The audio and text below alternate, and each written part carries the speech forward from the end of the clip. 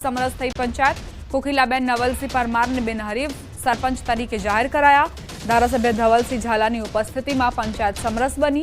अगाऊ करेली जाहेरात मुजब धारासभ्य पंचायतने इनाम आपशे।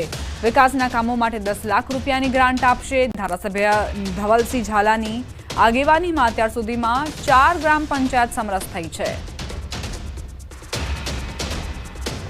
तमाम सभ्यों ने उम्मीदवार साथे आखू गाम फतेपुरा पंचायतना तमाम नागरिको अहींया उपस्थित है। फरीथी महिला उम्मीदवार तरीके आ 4 मांथी 3 महिला सरपंचनी नियुक्ति समरस थई अने बिनहरीफ थई छे। ग्राम पंचायतनी चूंटણીનો જંગ જામશે। 22 તારીખે ગુજરાતના 8326 ગ્રામ પંચાયતોની ચૂંટણી થશે। ઉમેદવારી પત્ર ભરવાનો આજે અંતિમ દિવસ। 2 દિવસ બાદ ચૂંટણી માટેનું ચિત્ર સ્પષ્ટ થશે। હજારો ઉમેદવારો ગ્રામ પંચાયત ચૂંટણી લડવા માટે સજ્જ છે। આવતીકાલે ઉમેદવારી પત્રોની ચકાસણી થશે। 11 જૂને ઉમેદવારી પરત કરવાનો અંતિમ દિવસ છે। 25 जूने ग्राम पंचायतोनी चूंटणीनी तारीखो मतगणतरी थशे। बेलेट पेपरथी ग्राम पंचायतोनी चूंटणी थाय छे। 8326 ग्राम पंचायत जाहेर थई छे। चूंटणी ग्राम पंचायतनी चूंटणी समरस बने ते माटे धारासभ्यो पण प्रयास करी रह्या छे। समरस ग्राम पंचायत अंतर्गत सरकार पण प्रोत्साहन आपे छे। स्थानिक धारासभ्योनो पण गामो समरस बने तेवा प्रयास होय छे।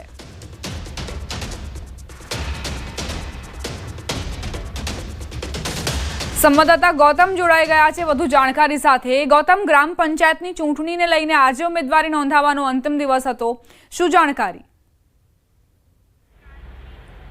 ચોક્કસથી એક તરફ ગુજરાતની અંદર 2 પેટા ચૂંટણી યોજાઈ રહી છે, એટલે કે કડી અને વિસાવદર વિધાનસભાની પેટા ચૂંટણી યોજાવાની છે। 19 તારીખે તેનું મતદાન થવાનું છે। તેની વચ્ચે ગુજરાતની અંદર જે રાજ્ય ચૂંટણી પંચ દ્વારા જે મહત્વની જાહેરાત કરવામાં આવી હતી ને તે અંતર્ગતની વાત કરીએ તો ગુજરાતના 8300 જેટલા જે ગામડાઓ જે છે તેમાં ગ્રામ પંચાયતની ચૂંટણી જે છે તે થવાની છે। જો કે ગ્રામ પંચાયતની વાત કરીએ તો તેને ગ્રામ સચિવાલયનો દરજ્જો આપવામાં આવ્યો છે અને આ ગ્રામ પંચાયતની ચૂંટણી જે છે તે યોજાવાની છે। આજે ઉમેદવારી પત્ર ભરવાનો અંતિમ દિવસ છે, ત્યારે કેટલા ઉમેદવારો જે છે તે આજે ગ્રામ પંચાયતની ચૂંટણી માટે ઝંપલાવે છે તે ઉપર સૌ કોઈની નજર મંડરાયેલી છે। મહત્વનું સાથે સાથે કે હજારો લોકો જે છે તે ગ્રામ પંચાયતની ચૂંટણી લડવા માટે સજ્જ બન્યા છે। તે ગામના વોર્ડ હોય કે ગામના સરપંચ હોય તે પ્રકારની ચૂંટણી જે છે તે યોજાવાની છે। મહત્વની વાત સાથે સાથે એ અહીં આવી રહી છે કે 8326 જેટલા જે ગ્રામ પંચાયતો જે છે તેમાં ચૂંટણી થવાની છે। ગુજરાતના 33 જિલ્લાઓની અંદર આ ચૂંટણી યોજાવાની છે અને તે અંતર્ગત આજે ઉમેદવારી પત્ર ભરવાની જે અંતિમ તારીખ છે। આવતીકાલે ઉમેદવારી પત્ર જે છે તેની ચકાસણી કરવામાં આવશે। 2 દિવસ બાદ ઉમેદવારી પત્ર પરત ખેંચવાની તારીખ જે છે તે થશે અને ત્યારબાદ ચૂંટણી માટેનું જે ચિત્ર જે છે તે સ્પષ્ટ થશે, એટલે કે કેટલા ઉમેદવારો જે છે તે મેદાને ઉતરે છે અને ગ્રામ પંચાયતની ચૂંટણી માટે કેટલા ઉમેદવારો જે છે તે ચૂંટણી લડવા માટે તત્પરતા દાખવે છે। મહત્વનું એ છે કે ગ્રામ પંચાયતની ચૂંટણીની વાત કરીએ તો તે બેલેટ પેપરથી ચૂંટણી થતી હોય છે અને આ અંતર્ગત પણ સૌ કોઈની નજર મંડરાયેલી હોય છે। ગ્રામનું જે ગણિત જે છે તે આગવું હોય છે।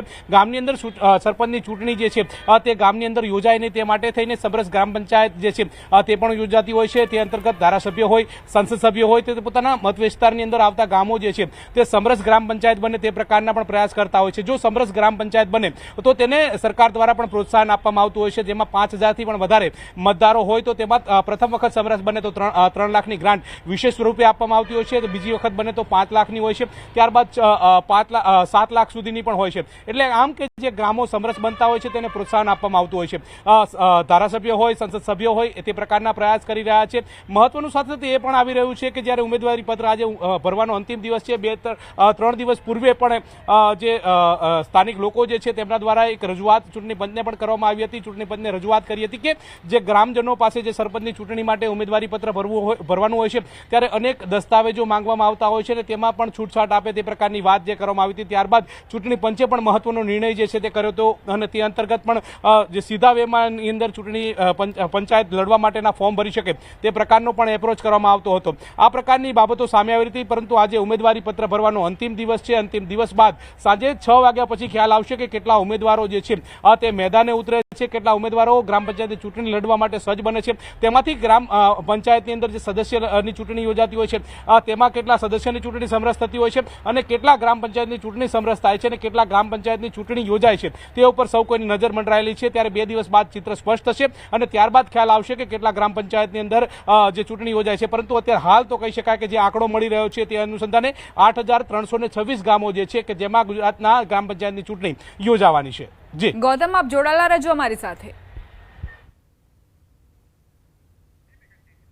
કડી વિધાનસભા ચૂંટણીમાં ભાજપે ભંગાણ પાડ્યું. આખું ગામ આજે ભાજપમાં જોડાશે. કડી તાલુકાનું કૌયલ ગામ ભાજપમાં જોડાવાની જાણકારી. ભાજપના પ્રદેશ પ્રમુખ CR પાટીલની અધ્યક્ષતામાં ભાજપમાં આખું ગામ જોડાશે. કૈયલ ગામનું 1500નું વોટિંગ છે અને તે તમામ ભાજપમાં ભળશે. સંવાદદાતા ગૌતમ અમારી સાથે જોડાયેલા છે. ગૌતમ, કડી તાલુકાનું કૌયલ ગામ જે આખું ગામ ભાજપમાં જોડાવાની જાણકારી છે, શું વિગત તેને લઈને? ચોક્કસથી બે વિધાનસભાની પેટા ચૂંટણી યોજાઈ રહી છે, જે અંતર્ગત કડી વિધાનસભાની પેટા ચૂંટણી પણ યોજાવાની છે. અનુસૂચિત જાતિ સમુદાયની આ બેઠક છે અને આ બેઠકની અંદર ચૂંટણી જે છે તે યોજાવાની છે.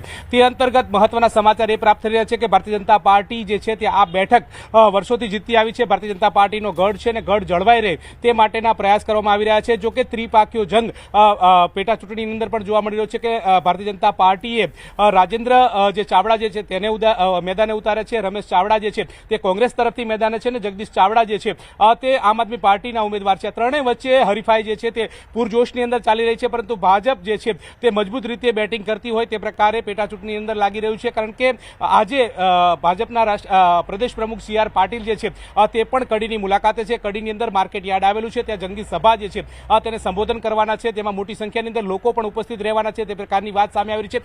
તે અંતર્ગતની મહત્વના સમાચાર એ કહી શકાય કે કૈયલ ગામ જે છે તે કડી વિધાનસભા વિસ્તારની અંદર આવે છે અને તેનું સમગ્ર ગામનું સમર્થન જે છે તે ભારતીય જનતા પાર્ટીને મળી રહ્યું છે. એટલે કે પ્રત્યેક ગામનો વ્યક્તિ જે છે તે આજે આ સભાની અંદર ઉપસ્થિત રહેવાનો છે અને પ્રદેશ પ્રમુખ CR પાટીલને સમર્થન આપશે તે પ્રકારના એંધાણ વર્તાઈ રહ્યા છે. 1500ની વોટિંગ ધરાવતું આ ગામ છે અને સીધું જે તેને સપોર્ટ કરે તે પ્રકારની વાત સામે આવી રહી છે. એટલે કે આખું ગામ જે છે તે ભારતીય જનતા પાર્ટીના સમર્થનમાં આવશે તે પ્રકારની વાત છે. એટલે કે ચૂંટણી પહેલા જ ભારતીય જનતા પાર્ટીએ ભંગાણની શરૂઆત કરી દીધી છે અને આ ભંગાણ જે છે તે કૈયલ ગામમાંથી જોવા મળી રહ્યું છે અને કૈયલ ગામના 1500 જેટલા મતદારો જે છે તે ભારતીય જનતા પાર્ટીને સમર્થન કરશે તે પ્રકારની વાત સામે આવી છે. અને આજે સાંજે સભા જે છે તે યોજાવાની છે અને તેમાં સમર્થન પણ કરવાના છે તે પ્રકારના એંધાણ વર્તાઈ રહ્યા છે. જી આભાર ગૌતમ, જાણકારી આપવા માટે.